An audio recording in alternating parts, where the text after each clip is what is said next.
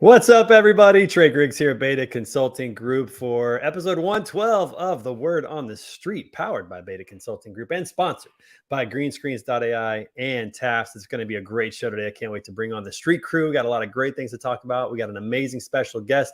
It's going to be phenomenal. And hope you enjoyed the little tunes there from Mace, which love that. All right, so a quick shout out to my sponsors. So first of all, Green Screens. These guys are just doing some phenomenal things in the world of dynamic pricing. Love working with them over there. Make sure you click on the link in the comments if you're interested in getting started with them. Click on that link. That'll take you directly to the landing page, my landing page, so they know that I sent you there. Absolute game changer, especially if you are a freight broker. And also shout out to my sponsor, TAFs. These are the good guys in freight factoring, helping carriers stay on the road with all the resources they need, including education around capital, resources, and fuel discounts, tire discounts, small business loans, insurance needs, whatever it is, to make sure they keep those wheels turning and keep the freight moving. If you are a broker, consider becoming a referral partner so that all your carriers have everything that they need to make sure they stay to keep those wheels turning and they're able to keep moving your freight. So I'm very excited about having them as supporters of the show. And we got some announcements coming up here in the coming weeks. So very excited about some of those things that are happening as well. Also, it is Friday. It's Finish Strong Friday. Make sure that whatever you're doing, you're getting after it today, having your best day ever, getting ready for the weekend. That burger from the grill tonight is going to taste better if you get after it today. So make sure you do that. And also don't forget that Monday morning at 6 a.m. got another episode of Iron Minds with my boy Hayden Allred. We're all about iron sharpens iron, so one man sharpens another, getting our minds right, getting our bodies right, ready for for the week. So make sure you join us at 6 a.m. right here on Central Time on LinkedIn Live, YouTube, Twitter, Facebook. We're going to be out there just talking some good stuff about getting your mind right, which is great. All right, cool. We're going to have a great show today. Yep, Finish It Friday. Hayden, where are you, man? We need you in the studio, man. Come on, let's go. He's got a new job. Can't get him off his job. All right, let's bring in the street crew. We're going to start with this guy who he's got a lot to say today because we're going to talk all things legal. He is the armchair attorney. Everybody, give it up for my boy Matthew Leffler. What's up, brother? Let's do it. Let's do it. I like the subtle. Let's do it, man. Big day today. So many things are going on. We can't let the cat out of the bag yet, but big day today. So we got a lot to talk about around legal matters. I'm so glad you're here, our resident expert lawyer, armchair attorney. And by the way, if you haven't, everybody go to TeePublic and pick up a shirt with his face on it. Your wife's going to ask you questions, but don't worry about it. Just do it. So maybe we can get that link into the chat today. So, shoot over that link. We'll get it into the chat today. Go check out Matt Leffler gear at TeePublic, everybody. No, it's how you doing, man? Everything going well? Things are going really well. Father's Day was amazing. I pulled a quadricep. I'm not as young as I used to be, and my children took very good care of me. So I am very blessed. And you're about to have twice as many children taking care of you. This is the last Father's Day. I only have 2 kids. By next November, I will have 4 children, and it is going to be just doubling wonderful. It. That's right. You're like 2 is good, but let's just double it up. Let's just double it up. Let's just go. Double it up. We got this. That's right. That's right. I love it, man. No, I'm so excited for you. And also what you're doing. You're on Freightwaves this morning. So I was. I know. We're talking about labor negotiations, and it's always a great topic when you talk about skilled labor and the negotiation between very, very sophisticated entities. Yeah, no, it's great. So everybody check that out on Freightwaves. Maybe we'll get that clip eventually. I'm sure you'll put it on LinkedIn for us, which would be great. Absolutely. All right, everybody. You guys know him. He is the strongest man in logistics, without a doubt. And he keeps having people coming at him. Like, maybe they can, Gunnar Miller's kind of maybe coming at him. Who knows? We got some other people coming at him. But everybody give it up for my boy, Robert Beefcake Bain. Yeah. I said I feel invincible. It's 100 niggas in the spot. You take a shot at the king, you better come correct. I love it. Just tell them how you feel, Robert. Just tell us how you feel, man. Really. I mean, listen, man. Like everybody can run their mouth. Everybody can do whatever they want. I'm not saying people are like talking smack, like true talking smack. But all I'm saying is get on the platform, and most importantly, come get in my weight class too. I hate all these like, well, let's talk about relative strength. Man, fuck your relative strength. no one's going to go, oh, hey, this car's on fire. We need to pull it off somebody. Well, this guy's a better coefficient than you do. Fuck you. You want me to pull the stupid thing off.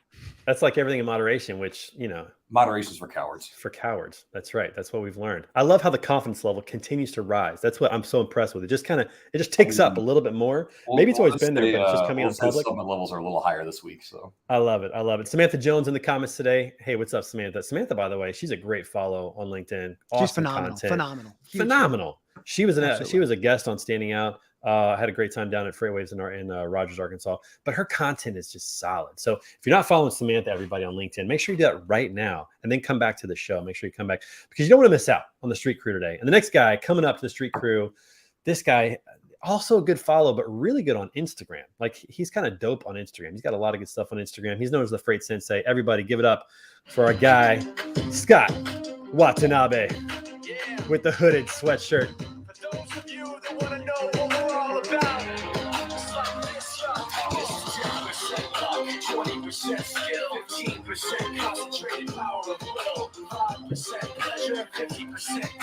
And 100% reason to remember the name.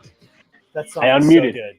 I'm telling you, I know you're unmuted. Let's go. I was You got unmuted. it right. That's you Become caught a me out professional here. with DJ this week. I was like, oh no, I'm gonna make sure it doesn't happen this week. Man, what's it like having a graduate in your house? You He's, everything good? I haven't seen him all week. Oh, nice. Even better. He's gone. He got a job. So awesome. Nice, But, nice. yeah, He's got a it's job, good. getting closer to being off the payroll. I mean, these are Yeah. big things. These are big Yeah, things. he owes. I told him he owes me some money. I should have sent some pictures for this week, but he my brother set up a 50-50 raffle, and he pulled up like $250 off of it. So during his Nice. grad party. Speaking of your kids owing you money, last year I saw that the average cost to raise a child from 0 to 18 is $200,000, and now it's got to be closer to like $250,000 with inflation. And kids don't really appreciate that. $250,000, that's like a house, just like a house. Crazy. Shantara from sunny California. What's up, Shantara? Thanks for watching. Having twins on the way doesn't make me feel comfortable. That makes me a little bit worried. And if you get daughters, I mean, good luck with that. We got one daughter on the way. You got one daughter, one boy. You got one on the way. So, that's another wedding to prepare for. I mean, it's just nonstop. So, all right. Hey, today's subject is important to this next guest. I cannot wait to hear what she has to say about that. Good friend of mine, killing it in the industry, doing great work, spreading love, spreading inspiration, and just a solid person all around. And I learned this, a really cool backyard. We recorded some video footage, and her backyard is dope, y'all. So everybody give it up for Raquel Packets and Freight Solutions. Go get them. Eastbound bound, running up and trucking. Happy Friday, everyone. Listen, the music alone is worth watching the show. The music alone is worth watching the show. That's all I'm going to say. It's really good. What's up, girl? How are you? Oh, I'm lovely. Soaking in all this summer weather. And are you in your backyard again? Are I you am. back? Oh, yes, nice. Can you turn your phone that way so we can see more, or is it stuck there? Nope, we can. Yeah, look at that. There we go. I love that. Having a nice fire tonight. The backyard looks like a picture. It doesn't even look like it's a real picture. Where's your handsome man Panion? There he is. There he is. He's executive producer in the background. He's just making sure everything looks good. He's got it going on. Gary Cornelius, happy Friday, man, from Alabama. Thanks for watching the show. Good to have you on. Gary's a solid dude as well. Got to meet that guy at TMSA, and he was hilarious. A lot of fun. Super sharp. Man, just a great guy. So thanks for watching the show. Shantara's got 4 kids, and you should have a compound. 4-kid gang. It's coming, but the costs just continue to go up. So Shantara's got 4 as well, Matt. So if you need any help with that, any advice, you can reach out to her for that. All right, everybody, we've got a really cool special guest today who is kind of taken the industry by storm with his campaign to end non-competes. Non-competes is a kind of an issue in our industry, kind of a big deal. And this guy's taken it upon himself and his company to make a difference with that. Also growing like crazy as a freight broker, just doing things differently, I think, than a lot of people are. Everybody, give it up for today's special guest from Steam Logistics, Steve Cox. We have to wait for this to actually come in because he's got a really good walk-up song, everybody. I thought it was epic. Just give it a moment, everybody. Just give it a moment. He builds. Yeah, it does build. He builds. It takes me right back to like 90s, like high school. I was in high school in the 80s. doesn't matter. But Details. I just always think of like how I still have a U2 album on my iPhone because it came on Apple Music I without feel like we got to get to the next part on this. I mean, feel it like we gotta just just goes. let this roll out just so there it is. There. Yeah. Okay, we can't play the whole song, but we could Yeah, it play the takes whole forever. song. Oh, that's a great song. Yes, like I was 4 gonna go minutes. with I like big butts, but I didn't. I just wasn't sure. No, that was a good pick. That was a good choice. Yeah. That was a good choice. We'll leave that for Bane or somebody else to do that one. Yeah. Steve, what's up, man? How you doing? Doing well. Steam is rolling, and it's a Friday, so it's there's a lot of excitement in the office today. Yeah, thanks for being on the show. You got a new office there in Chattanooga. Are you in the new office now, or are you about to be in the new office? Not yet. It's supposed to be done in November, so hopefully there are no construction delays. But it's 60,000 square feet, 4 floors. We didn't think that we would fit. We thought we were going to lease out the first floor. Now we're not going to fit in it, so we have to keep the space we're in and bust a hole in the wall. It's pretty fun. What a great problem to have. Yeah. That's a great problem to have. Are we going to have the yellow wall in the background with the logo? Is that going to be somewhere in the new building? There it is. Look at Oh that. yeah, it'll be everywhere. All right. Yeah, good for you, and as it should be. That's very good. So, Steve, tell everybody just a little bit about yourself, about Steam Logistics, and just a little bit about why non-competes became such an issue for you that you really wanted to hammer that home. Yeah, I mean, Steam itself, freight forwarder, drayage brokerage, domestic brokerage. We think we're pretty unique in the industry.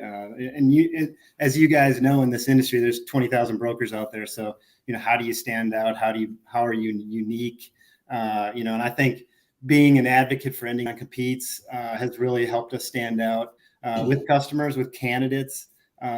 Doing all 3 lines of business with drayage, international and domestic, has been big for us standing on. And we're a very diverse company. We look very different than most companies in logistics, and so we do everything we can to be very unique in the industry. I love that. It's been fascinating to watch kind of the journey grow, and certainly non-competes is because I really believe in freedom. I believe that people should have the opportunity to work. Certainly, there's kind of nuances we can talk about a little bit, but love the movement. I love the concept and the idea, especially in this industry. It seems like that's kind of been a nagging issue, especially for some particular companies in the industry. So, love the movement there, and of course, I mean, what better way to recruit than to talk about non-competes and all that. We'll talk about non-solicits as well moving forward, but just a lot of good things with that. So kudos to you on the growth. I think you guys are projected to hit $1 billion in revenue this year. Yeah, we did 33 million in 2019, and we think we'll be in the high 900, so 950 to $1 billion this year. We really believe that number is very attainable.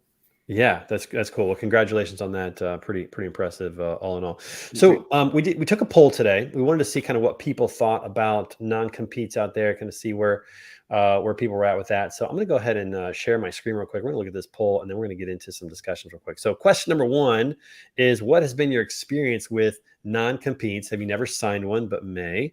Signed one and regretted it, signed one and been okay with it, and will never sign one. And we got an interesting split here. We only have 3 people out of the 8 or 30, whatever percentage that is, 37.5, that said they've signed one and regretted it. That's kind of interesting. And then 3 of them signed it and they're okay with it. 1 will never sign it. Pretty interesting there. What do you guys think about, how many on the crew today have signed a non-compete at some time or another in their life? Yeah. I think we all have at some point. And the way that it typically happens is kind of just slimy. Raquel, talk a little bit about your experience with that, and everybody else as well. We'll jump in. Sure. I was 20, my very first job interview. I already quit my amazing job at Walmart. And your parents are like, "What are you doing?" Right. Like, I had this full-time job. I was there. I think it was a Saturday for onboarding, and they're like, "Hey, here, you've got to sign these papers, and we got to have them before the end of the day." I was 20. I had no idea. Right. I'm just like, oh, I need a job. Okay, here you go. Sign it away. Yeah. When for you did you realize that you would sign something that was going to be detrimental? 10 years later, when I tried to leave. Wow. So you gave 10 years of your career to a company, and then got told, oh, by the way, you signed this when you were 20. Wow. I mean, how does that make you feel? I mean, it was, it kind of upsets me for the younger generation that didn't know anything about it. Now I've already worked through that, but I want other people to know that they have a choice. They don't have to sign them, and that they can, find a company. There's plenty of companies out there that don't require it, because my fundamental feeling is that if you're going to treat your employees the right way, they're going to stay with you. And you know what? Like, that's your business. You keep your employees happy, and your business will stay there. You don't need to keep them there for fear. Yeah, right? well, not only that, but like, I mean, there's so many bad things that happen with it. One, if they truly have a non-compete that they are afraid to challenge, then a good employee or a good talent in the industry might go to another industry, and we lose them, which is terrible. But two, it's like, I mean, I really believe that the job of a company, and especially the leadership of that company, is to help people fulfill their dreams in life. I'm a big fan of Zig Ziglar. You can have you can have everything you want in life if you help enough people get what they want in life. And this just goes directly against that in terms of like helping people succeed in life. All you're looking out for is yourself. And it's just, I just cringe when I think about that. And so, it's not, I don't like that at all. Who else has had kind of experience with that and want to talk about it a little bit? Matthew, go ahead. I'd love to talk about. So first, for Raquel, like what happened to you is deeply unfair and happens to so many Americans. Tens of millions of Americans sign these documents, not understanding what the actual legal implications are. More importantly, you're at will. They can get rid of you for any reason, but they still want to control you after you leave. Now, I have a really unique experience with non-competition agreements. I had sold a business, and when you sell a business, non-competition agreements are very common, and you are generally paid for them. The problem that I ran into was that the company that acquired me was terrible at execution.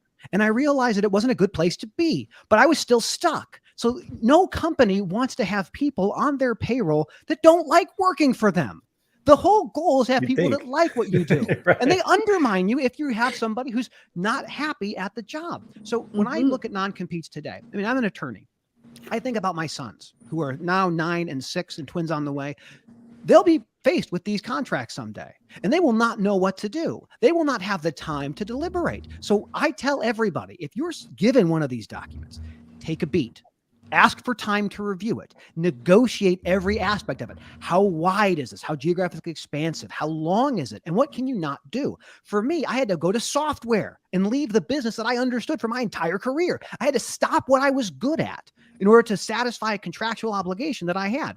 I am looking forward to the day when lawyers take these non-competes and go for declaratory judgments against the former employers and get them invalidated and make the former company pay for it. There will be a day when this happens, and it's not that far away.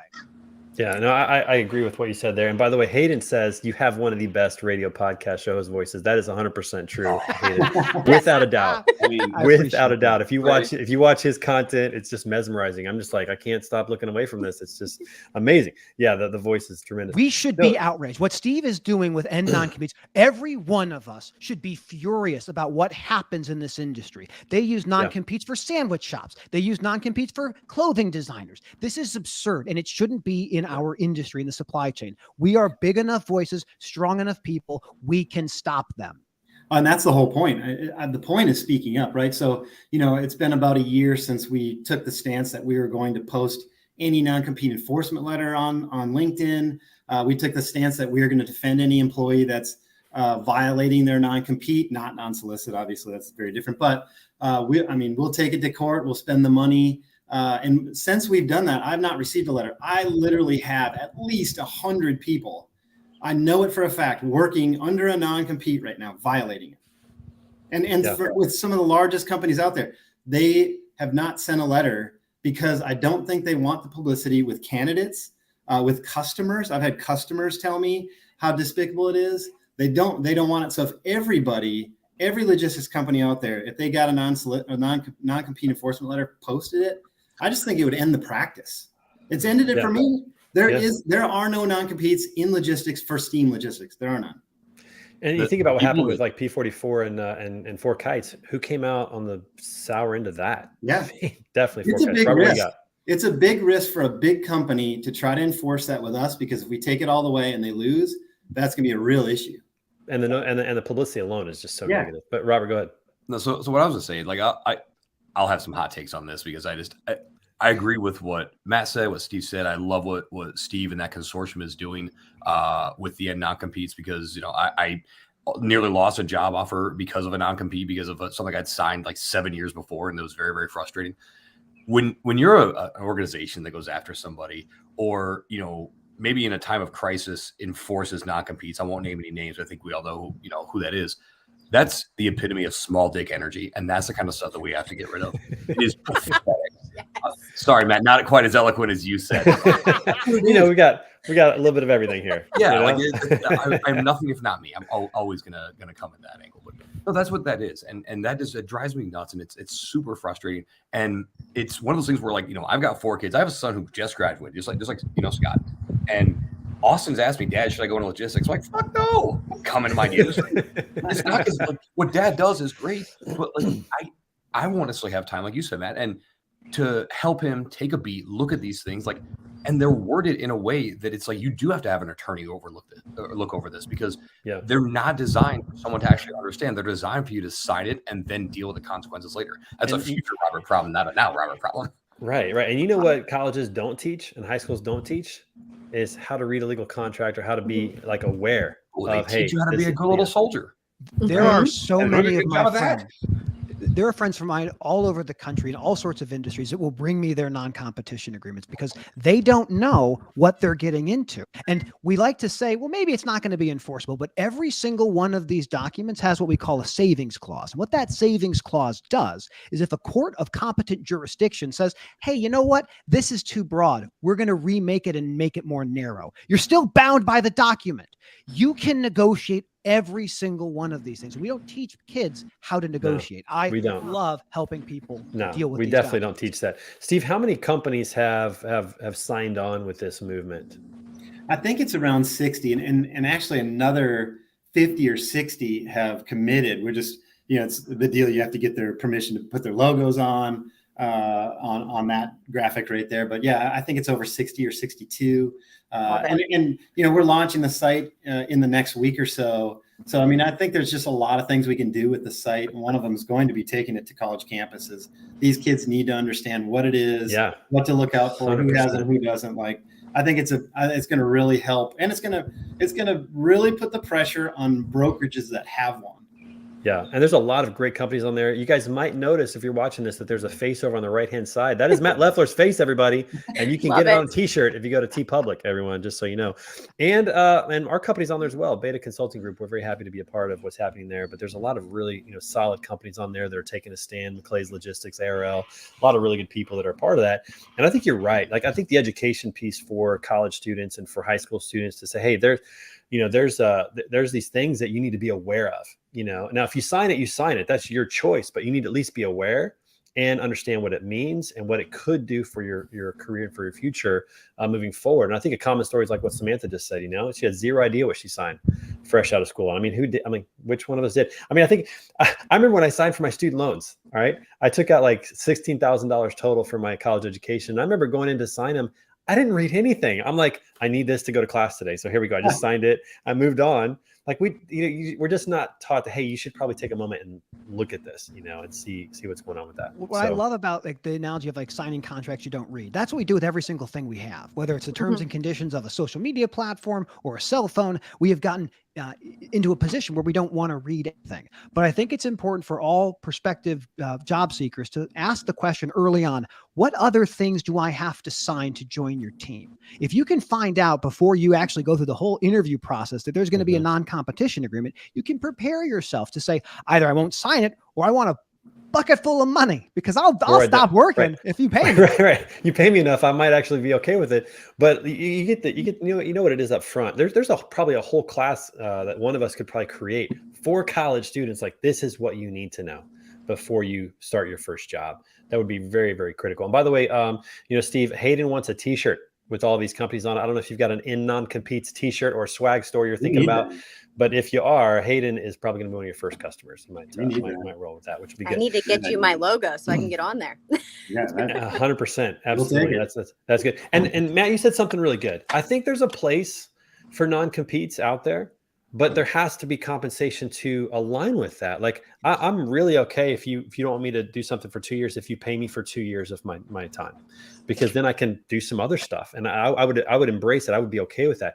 But it's when you don't want me to do something for 2 years and you're not giving me anything in return, that is just it's harmful. It's terrible. It's we horrible. want deals that are fair. Like here's a simple method you could look at for non-competition agreement. Okay, for every year you work for me, you can't compete with me for 1 month, and I'll pay you for that month. So at the end of the day, we're both getting something that we want. If you go to this business like we see with so many people, you work for me for 6 months and then you have a 2-year non-competition agreement, go pound sand. That's unethical and that's terrible. Or but that's Bain might say it another way, but you know. And shout out to our friends over at Brandon Bills. Their hats are fire. There might be some Beta Consulting Group hats in the future. Everybody, I just want you guys to know that it might be around the corner. Brandon Bills is dope. Yeah. So I mean, there has to be some compensation, some consideration for what they're asking for. And again, these are things you can negotiate up front. So hey, is it important for me to not be in the industry for a year? Okay, great. Then this is what it's going to cost you. And you know, but if you know it up front, you can do something about it. If you don't, but ultimately what you're saying, like when you say you came to the industry for a year, what a company is saying to you is, we're going to teach you, we're going to invest in you, and we care about you so much that, by the way, we don't want you to be able to make a living after you leave here. So what that truly says is that we only care about us. That's who we care about. We don't care about this industry. The message is so bad. We don't give it. We don't care about our customers. We care about us because we're so afraid of you leaving that we want to make sure that you can't make a living in this industry anymore. Again, the whole point is I want to compete. I just want to compete against people, and I'm not worried about a non-compete. Like, let's compete. Go where the competition is. That is 100%, and invite the competition. Like, you want to leave, you want to start your own thing. Go ahead. Yeah, have fun. Yeah. And think about this: if as a company you are truly taking care of your clients, truly take care of your clients, what are you afraid of? Yeah. I mean, you know, just to build off what you leave. Yeah. But if that person's the magic, that means your process is jacked. That means your execution is jacked. That means that person's also been hiding stuff from you too, by the way. There's a comment here I wanted to just mention real quickly. Brandon pulled up a comment saying he signed his non-competition agreement after he left his job. This is what they do with severance agreements. Look at these documents. You must have time. I'm a lawyer. I know how to trick you into signing these things. I can do it, and you'll never know. It'll be a single clause. Buyer beware, everybody. Buyer beware. Have to be careful. They are not your friends. They are doing one specific thing. That is to restrict your freedom to do what you're good at. And they cannot withhold your final paycheck or anything owed to you to sign that. Oh, the Illinois Wage Payment Collection Act will break you. We will break you if you try to withhold compensation. Oh, it's a fee shifting statute, baby. It's beautiful. All right. Question. Raquel, you got something to say real quick? Go ahead. Yeah, I just wanted to quickly for everyone listening, if you end up in this legal battle, just know that there is a ton of support out there. When I went through it, it wrecked me. It wrecked my mental health. It wrecked my whole life. But I'm still here and I'm still pushing. And that's why you are. Because, it's not fair to say that I'm going to take and build a skill set and then say you can't take and do anything that you've learned for 10 years with that, right? Like that's just not fair. So Raquel's theme song, because of all, she made it through, everybody. She made it through.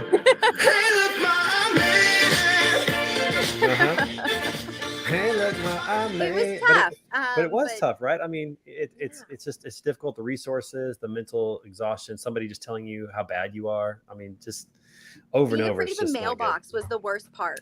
Like, I didn't know what letter was coming next. And that was so scary. Being served by a sheriff's officer that you're going to court is a horrifying experience. I mean, when you serve process on somebody, you can find them at their job, in the supermarket, at their house, and then you're bound. You're doing this whole dance with litigation. It is terrifying, and no one should have to go through that kind of experience if they've signed a document they didn't have time to review with counsel. Yep. I agree with her. Focus on retaining your employees. Don't focus on trying to keep them from bettering themselves, right? Yeah, treat your people great, train them well so they can go anywhere, but treat them well enough they never want to. Like that, it's not complicated, but it takes intentionality and it takes effort, and a lot of companies just really struggle with that. Okay, next question in the poll 2: how much money would be appropriate for an employee to receive upon termination or exit for a non-compete agreement to make sense? The vast majority said the equivalent to the length of employment, which I could see that making some sense with, like you said, Matthew, if you're here 6 months, maybe 6 months is appropriate, maybe not quite that long, or some sort of equation that goes into that. But I think that's really important to have that figured out ahead of time. Here's the thing that people don't realize: when they start something new, it's a honeymoon. It's like the first date. Everything's good, but you have to think about the exit. Like, what happens when this goes south? What is going to happen? Because more than likely, especially this stage and age, the job that you take now is not the job you're going to retire from. It's just not going to happen. It's so unlikely. So you have to think ahead. Okay, if I'm here for a year or 6 years or 20 years, what's going to happen when that ends? And again, these are things that we got to teach college kids. We got to teach young people so that they think that way before they jump into their first job. And they're just excited, like Raquel was, just to have a job. You know, the best analogy I use for that is when you date somebody. And imagine you date somebody and say, you know what, this isn't a good fit. We're not a great couple. And if that partner comes back and says, I think you're right, we should probably go different ways, but you can't see anyone else at all who's like me. You're like, oh, you're an insane person. That's what you're doing. Some will do that anyway. They just won't tell you. Yeah. Well, there are people who think that way, but they are crazy. You're right, man. I think they're totally insane. Absolutely insane. It's like my wife. I'm going to throw her under the bus just for a moment. Just one thing. When we were friends, before we started dating, we were friends. She hated it when I talked about the girls I was dating. And I kind of picked up on this one time, and it was like, I thought, okay, you don't want to date me, but you don't want anybody else to date me. And that's kind of a common thing, but it's in reverse, right? Like you have this relationship and then they're like, well, no, he can't be with anybody else. I just learned something about you, Trey. You are a unicorn. You were one of the ones that made it out of the friend zone. I did. Let me tell you something. It is so worth it. And it is the best thing ever. All right. Because my wife got to know me when I wasn't trying to impress her. And I got to know her when I wasn't trying to impress her. So we know our junk. We know where we struggle. She knows how bad I am in organization and how, ADHD I am. And you made it out of the friend zone, brother. She knows all that, and she still loves me. I have a new level of respect for you. She's my best friend. I mean, it just works out well. So what I hope will happen is, especially with what Steve is doing with and non-competes, is when we start seeing a list of companies that force non-competes. You'll see that list of the people who are going to be these are the companies you shouldn't work with. Because at the end of the day, non-competes are bad for your customers, they're bad for your employees, and they're bad for your shareholders. Because you will lose this as time goes on. These companies will fail. They will not be successful. Yeah, 100%. And Gary Cornelius captures it really well. That early comment did make sense. Create an environment that creates an environment that your team wants to stay and contribute. It really all comes down to culture. And Steve, here's something I've noticed about your company. Like you'd like to post on social media. You're really good at, communicating and branding your company, personalizing your brand. What I've noticed lately is how passionate your team is about communicating the culture of your company. And I don't see Freight Vana does a good job with that. They've got people in their company that are communicating that. We're trying to do that here. Chris Horton's putting a lot of good stuff out with Beta Consulting Group, but I've just noticed your team is willing to carry that banner for what you guys are doing over there. And I don't see a lot of that out in the marketplace. Yeah, and it's not something that's forced either. I mean, I just think people really like being here. They see a great opportunity. They have a kind of a path for promotion. They're being cheered for. Something on the last subject, like I have a class every Friday for all our new brokers at 3:00 on Friday. And at the end of the class, I always tell them, like, you are not wasting your time here because we don't have a non-compete. And the skills that you learn here, you can take with you anywhere you go and make more money because you were a STEAM employee. And I tell that to every new class coming in. That's their first week of work here. That the skills that they're learning it's going to make them more valuable for the rest of their careers, whether it's at STEAM or wherever they go in the industry. So I just think that makes a big difference. And people just feel very comfortable being here, and they know they can be anywhere they want. My first sales leader, I had the exact same experience. And Robert, I'm coming to you after this. My first sales leader, Melissa White, was the same way. Like she just poured into me and taught me so much about sales. And this was door-to-door sales. And I still think about and use a lot of the things that she taught me at that time. And she had the same attitude. Like, listen, this may not end up being the place for you, but I'm going to teach you everything I know, and you're going to be better off as a result. And 100%. And I'm appreciative of her now. She's somebody that will always be somebody that holds a place in my heart because I knew she cared. And that was everything. Robert, what were we going to say? So, Steve, I think you make a good point. People aren't wasting with a good organization when they invest their people. You're not wasting your time because you're going to get skills that you'll use elsewhere in the industry. I think that's an important piece because think about Steam, think about your structure. You guys are growing, your guys are growing like crazy, but ultimately, like there can only be so many like director level or VP level, roles within your organization. If I get to the point where I have that requisite skill set and just for whatever reason, whether it was a timing or just I don't mesh with the leadership culture as well as someone else, for me, for my career progression, it makes sense for me to leave. And inhibiting people's ability to be able to do that is such a huge detriment. And really what it does is even if they've grown up and they've done a great job and they love the culture, it sours to everything else that you've done when you suddenly have that glass ceiling. Yeah. 100% it does. And that turns you off to the industry too. We talk about this industry being like a meat grinder. How many times have we heard that? I mean, Steve, you guys had an experience with Access America going to the Big Green Machine, and they were a meat grinder for a long time, right? And that's part of the reason why is because people just couldn't get out. They couldn't get out. Yep. All right. Question. Oh, Matt, go ahead. You got something to say. It's just bad legal practice. These leaders who put these non-competes in probably don't think about them very much. Maybe they enforce them from time to time, but they got bad legal advice saying the way to be a successful business owner is to lock up your people so they can't compete with you. But that's not the case. We build our businesses off of reputation and execution. If you can't do that, you don't want those people in your team. And if people are only staying with you, we talked before, because you have a non-competition agreement, it is doing a disservice to everybody. It's terrible. Right. No, 100%. Couldn't agree with that more. All right. Question 3 in the poll today. Would you ignore or encourage someone to ignore a non-compete agreement they signed? Steve, I know where you fall on this. You'll be in the green. Definitely. That's right. 3 say never, 3 say maybe. The only thing I can think of here with the 6 people that were a never or maybe is because of the fear factor. Like there's a fear factor and like a capital factor. Like I don't have the money and the time to deal with this. Like there's just kind of, I think, a general fear that, man, I don't want to go up against a big bad company or whatever. But there's truly power in numbers. There's power in unionization. There's power in companies coming together saying this is not right. And that's powerful. It's exciting. As a lawyer, I will say never ignore contracts that you sign. You may think it's not enforceable. You may think the HR people may say, oh, we never sue people for violating these things. But if you sign something, you must expect that you will be held accountable for those things. And the cost of litigating these things are astronomical. Understand this from both the company perspective and your own personal perspective. There's no insurance you can buy that covers you in that litigation. You might be spending thousands of dollars in order to truly get bankrupt from that. Absolutely. And Brandon makes a good point as well. How about the recruiters that go after those kids and don't educate them? Like it's a shell game. It's a game of like, hey, you're going to love it here, blah, blah, blah. Oh, sign this real quick. I mean, whatever it is. It's fun at a college job fair because we're going to start setting up a non-competes booth along with the Steam Logistics booth. So the non-competes booth will be separate. But we'll have college kids coming up asking, oh, what's this about? So we're going to educate them and let them know the other companies that are at that college fair that do have them. It's just going to get a lot tougher. Yeah. We've got some real creative things coming down the pike, and it's just going to get tougher for those who continue to want to push something. Well, it goes to the education piece. I think it's a great idea to just put some information out there and just say, hey, at least be aware. You sign it if you want to. It's your choice, but beware. Know what you're getting into. Understand this, like Matthew, like you said, before you get into it. Know you can negotiate things. No, you don't have to sign things. You don't have to work somewhere. Like there's other jobs out there. There's other places to work. But it's that fear and desperation, I think, that I had people on my different teams over the years where some of them would have non-competes because they didn't know they could negotiate these things.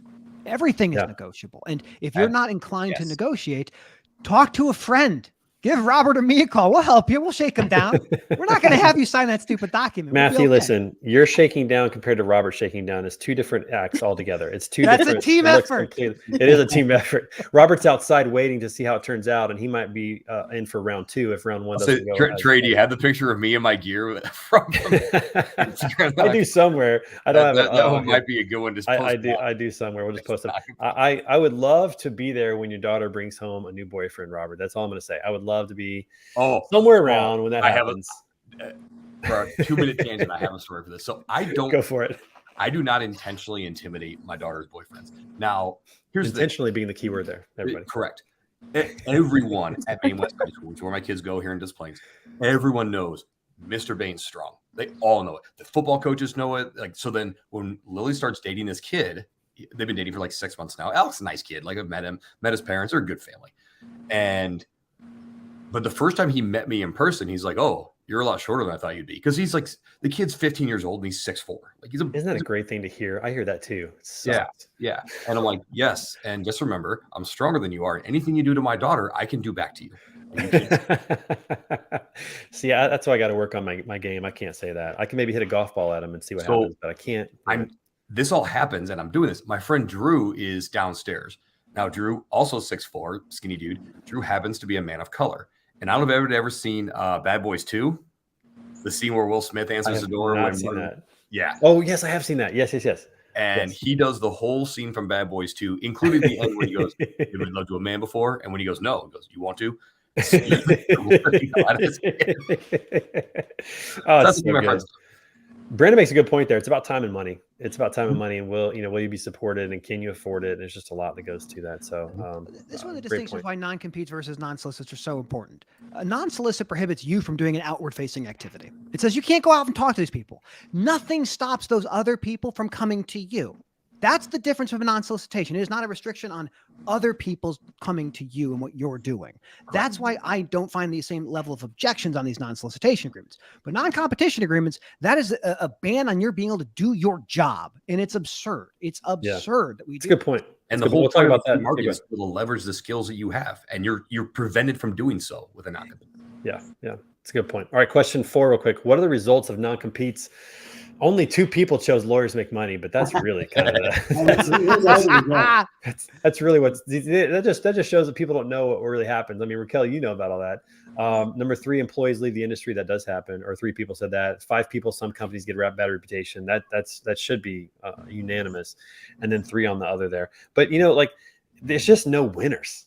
There's just no winners in this thing, except lawyers, really. They might win. And Matthew's kind of grinning. He knows. This is bad. The thing that happens is it should put making money, y'all. It should make companies that push these go out of business. I don't want to defend people that are being subjected to harassment and terror when it comes to being sent with letters to their future employers, getting job offers rescinded. It is terrifying to get into the legal justice system. It is, if you don't know how it works, it is a horrible experience. We have enough problems with depression, anxiety, and fear already. But you have someone, your former boss, sending you a letter or threatening to sue you. It is a nightmare for everybody. And it might get some lawyers some money, but it's not like the kind of cash cow like a truck accident or some massive tort thing. This is transactional fees typically, which is reasonable. So I got very fortunate that I have a lawyer that I call Deadpool, because he's been beside my side the whole time and gives me. He probably likes that too. He probably likes that name. He loves it. A very considerable discount, because he knows that I'm a single person, right? Trying to fight a really large company. And it kind of surprised me yesterday. I had to write out another check to him because he's still representing me from a lawsuit from 2016. And because there's still in conversation about it. And where is that at now, Raquel? It's in the Supreme Court now. Yeah. Wow. Yeah. Wow. So, what Supreme Court? The U.S. Supreme Court? Oh, you got Matthew's attention. You can Google, you can find my name, you can look it up. It's there. You got Matthew's attention. All look at that face. Are out there. That's we kind of showed that you can fight non-competes and that they can be overturned. And so that's why it's, again, still being fought. It's an unfair practice. It's an unfair labor practice in my mind. I wonder if that's how you guys, I'll learn about it. I'll ping you later. Okay. All right. Last 2 questions of the quiz. Steve, you like these. Number 5, have you joined the End Non-Competes campaign? Only 2 of those respondents, yes. 6, no. I know. We need to get more people involved. Go to endnoncompetes.com. From a corporate perspective, not yet. That's true. But go to endnoncompetes.com. If you own a company and you believe that the non-competes are bad, go to endnoncompetes.com and or reach out to Steve and check it out. One thing I want to say real quick on this last question, Trey. Yeah. I think it's still available to be in favor of ending non-competes, but still say there are times when non-competes are relevant. And I think that if you pay separate consideration for those things, there is a non-compete that I would not find objectionable. It's all about consideration. Absolutely. Really pay me for my time. You can make them useful. Make it worthwhile. Not all bad. That's right. I think the worst part is if you got fired even from the company, they still sued you. That's fucking bullshit. Like, sucks. Yeah. That sucks. That's where you're not working for the right company. Yeah. All right. Here's my favorite question of the whole thing, and that is, how would you define yourself? Are you a rule follower? Nobody chose rule follower. I'm excited about that. 7 people rule evaluator, because listen, at the end of the day, who makes the rules? Other people. Like, they're not infallible. Like, they're not inerrant. Sometimes rules don't make sense. I'm a rule evaluator, 100%. My wife drives her rule breaker. You're straight up rule breaker. Yeah, I'm a rule evaluator. We're violating over 100 non-competes right now. You're definitely on the rule breaker side, Steve. I'm gonna have to go that direction on that. But there's something to be said about that too, because it's like, I think rule followers should be like police officers. That'd be good. Rule evaluators can be the rest of us that are, kind of looking around and stuff like that. If there's certain jobs where that would be a good thing to have. But anyways, thanks for taking the poll. By the way, if you didn't get a chance to take the poll, always look out on LinkedIn. I'll put it on there. I'll attach to the show notes. A lot of times I'll put it in the comments. So if you're out there and you want to participate, make sure you participate next week. It'll be on LinkedIn and we'll have a good time with that. Okay, everybody. So we have had some new segments in the show lately. I don't know if you guys have noticed this. We had a couple new segments. We got one that I'm very excited to keep doing. It's the top 5 list. I want to be a talk show host. You guys know that. So we've got the word on the street top 5. And this week we are doing the top 5 summer destinations, everybody, because it's summer and gas prices continue to rise. And so, you can't go anywhere. But if you can go somewhere, here's the places I would recommend to go. Number 5, Burlington, Vermont. I got to tell you, that place is dope. If you haven't been to Burlington, Vermont before, how many of you have been up to the Northeast in general? No? Not that far. Matthew? We're going. Oh, Steve. Oh, my gosh. I'm telling you, Burlington, Vermont, New Hampshire, Maine, Massachusetts, Connecticut, they're all absolutely phenomenal. Great summer destinations because the weather's not that hot. There's green everywhere. There's water everywhere. A lot of really good spots up there. So if you get a chance to do that, then definitely do that. Number 4, my honeymoon destination. Where do you guys think I honeymoon? Does anybody know? Where do you think I honeymoon? Scranton? Come on, man. Scranton? No. I was supposed to play music too. So Steve, this is where it's amateur hour around here. I was going to play a little music too in the background. No, it's definitely not. Oh, we got to get Scott back in. Yeah, Scott's back, baby. All right. I honeymooned everybody to Vancouver Island, British Columbia. It is amazing. Pretty. I mean, you can get a private log cabin facing the ocean. It's just beautiful up there, man. It's so amazing. It's absolutely amazing. Parker says more like whatever's within walking distance. That's the truth, Parker. It's rough right now with fuel climbing up to $6 a gallon. National average right now is like what, $5.50? Something crazy. Man, it's nuts. Okay, going back to the Northeast. Number 3, Providence, Rhode Island. This is one of the best little towns in America. Everybody, Brown University's there. Great little bars and little restaurants, little holes in the wall. Very clean. Right on the coast there. It's beautiful, man. Or right on the river there. Absolutely beautiful area in Providence, Rhode Island. If you haven't been there, make sure I was feeling the love for the Northeast on this, everybody. All right, number 2. This one might surprise you guys. Anaconda, Montana. All right. Ooh. Montana in general. Absolutely awesome this summer. Great place to be. Anaconda, Montana. The reason why I put it in there is because they have a Jack Nicklaus signature golf course there called Old Works. And it was like $50 and it was so good. Black sand, but the scenery was amazing. I got pictures I meant to show you guys at some point, but that place was absolutely amazing. So if you get up to Montana, particularly Anaconda, Montana, if you're a Hannah, Montana. Hannah, Montana. Visit Hannah, Montana. It happens, everybody. It happens.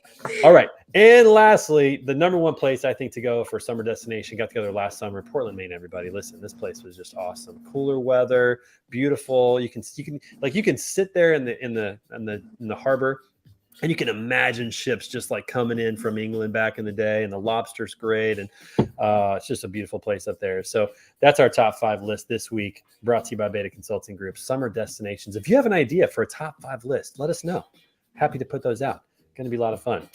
All right. So Steve, let's transition back to this for just a moment. Matthew makes a good point. There's a difference between non-solicitation and non-competes. Where do you fall on that difference in your company between non-competition and non-solicitation? Yeah, I mean, I've seen a few people on LinkedIn say that they should end non-solicits, which would garner zero support from any sane person. Like, it just doesn't make any sense. We have a non-solicit.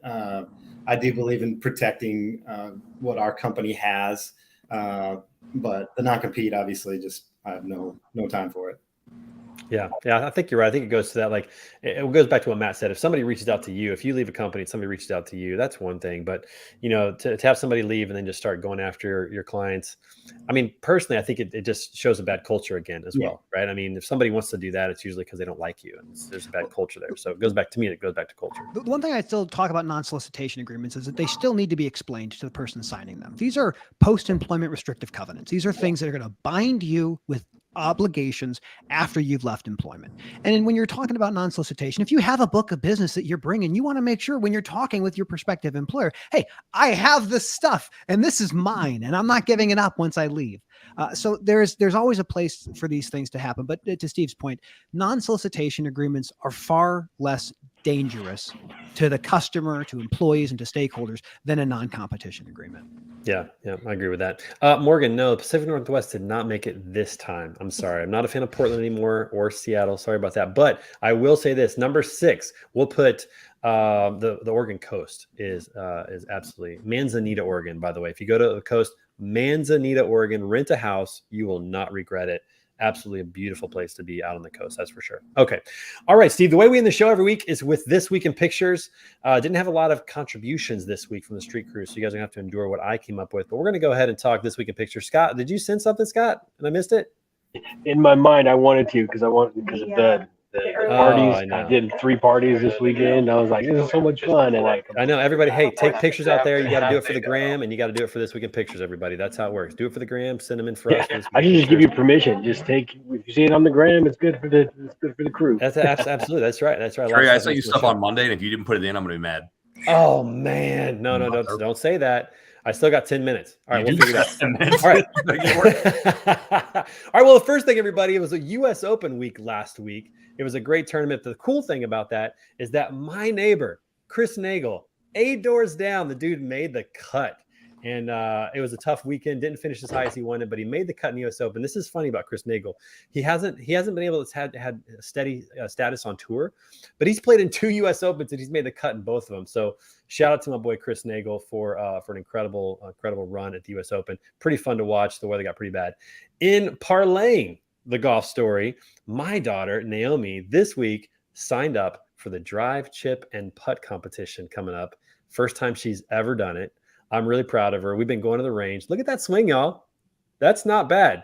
I'm pretty stoked as a dad. It's not bad. She's hitting it about 125 yards right now, which again is not bad. She's trying to get it up there too, a little bit higher, but that was a pretty cool moment. Like, yeah, I think anytime that your kids do something, it's like, that's just cool, right? I mean, Robert, I know you've posted about stuff like that as well before. Oh yeah, I mean it's dope when your kids take up the stuff you like to do. I mean, some of the coolest memories I have are me and my daughter going to competitions, going to nationals in 2019, competing for Team USA that same year. I mean, it's so fucking cool.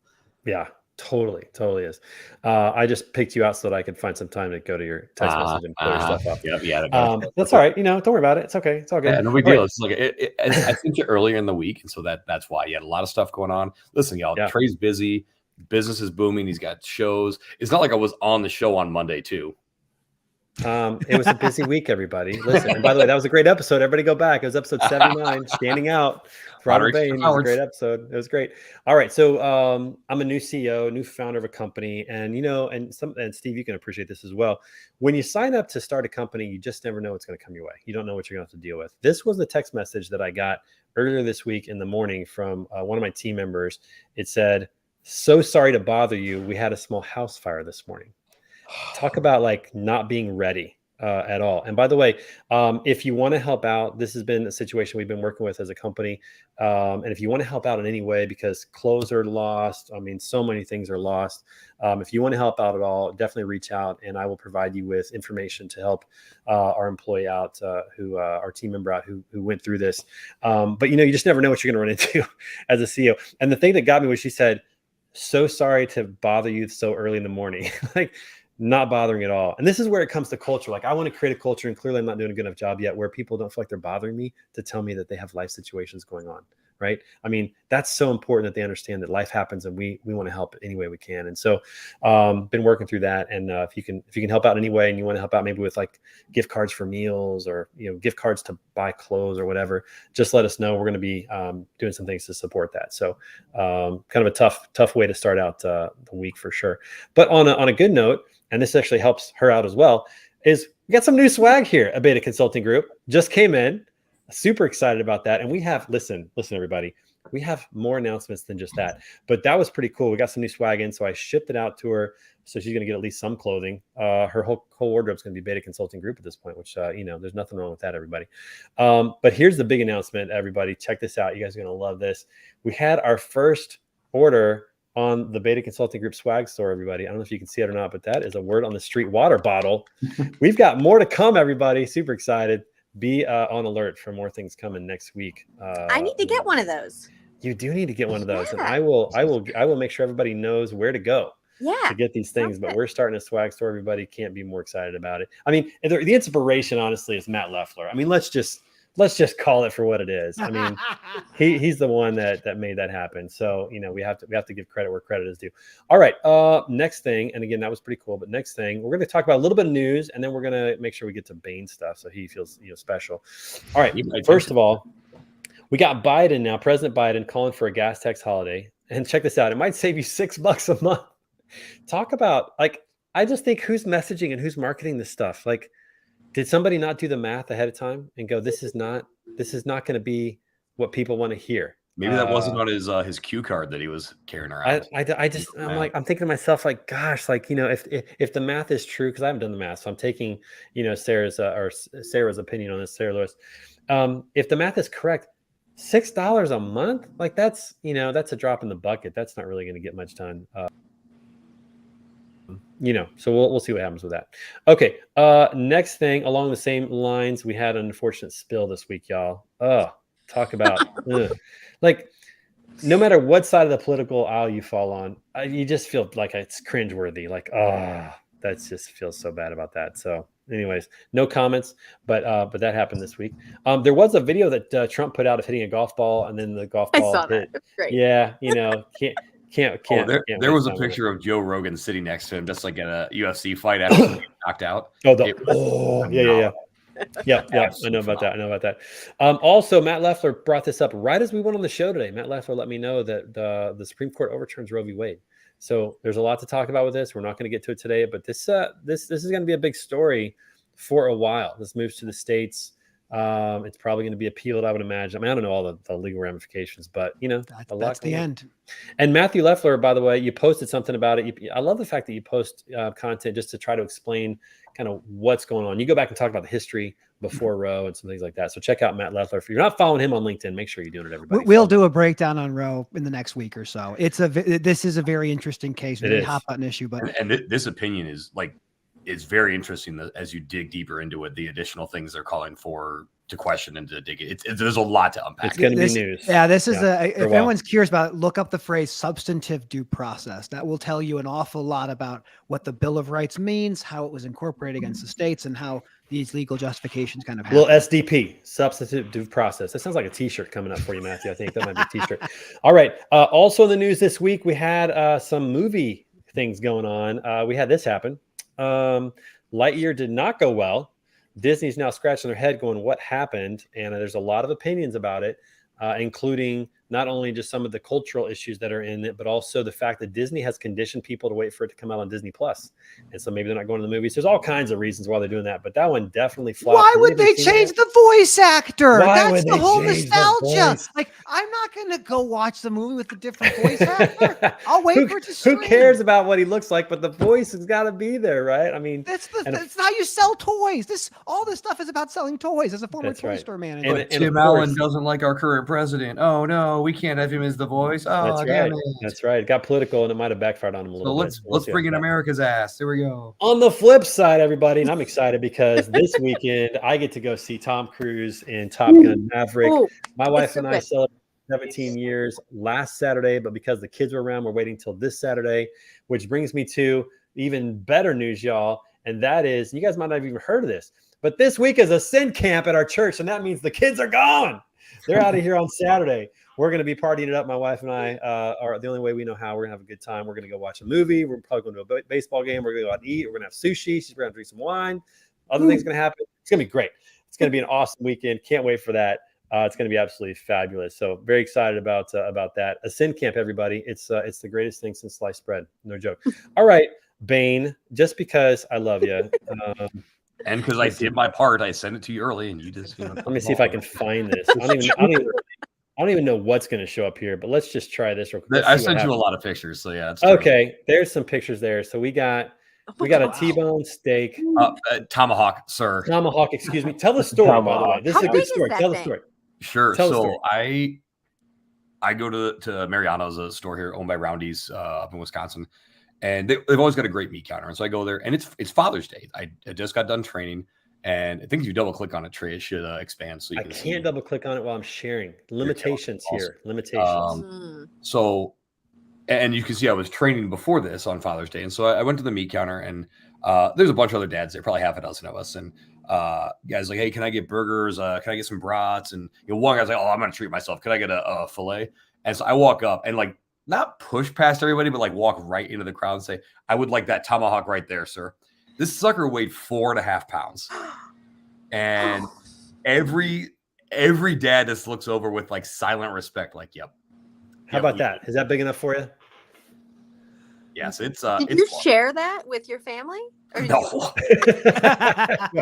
Mine. It was only 4 pounds. It was only 4 pounds. Of course, he didn't share that with his family. No, he's not. Oh, I take that back. I did share the bone with the dog. She got that. So. You ate all 4 pounds? Yeah. Oh my gosh. All right, so here's the next picture, everybody. We've got to finish. We'll finish. We'll Yes. finish on this one. Tell us the story of this, and then we're done. So Ginger does not like it when it's hot or when it's too cold or when it's wet. Basically, like 60 and sunny is her perfect weather. But she has to be with me at all times. And so whether I'm grilling, whether I'm like, even if I'm like walking, like right now, she's sitting on the couch behind me. And if I get up, she'll run to wherever I'm going to. So she sat outside while I grilled this. And so then I basically cut the bone off, and she spent about an hour just chewing on that bad boy on Father's Day. Tiger's becoming that way because now Tammy and the girls are going to be gone next year at school. And so literally he's like right next to me all day now, just feeling lonely as all get out. It's just so sad to see. And I don't know, I don't know what to say about that. But all right, everybody. He's excited. That wraps it up, everybody, for this episode of The Word on the Street, powered by Beta Consulting Group. Shout out to our sponsors, Greenscreens.ai and Task, and Steve Cox from Steam Logistics. Thanks for being on the show. And to the Street crew, you guys are awesome. I love you guys. Everybody out there, have a wonderful weekend. We'll see you next week for episode 113, when we got my man Shannon Breen from Freightvana coming on the show. It's going to be a great show, everybody. We'll talk to you soon. See ya.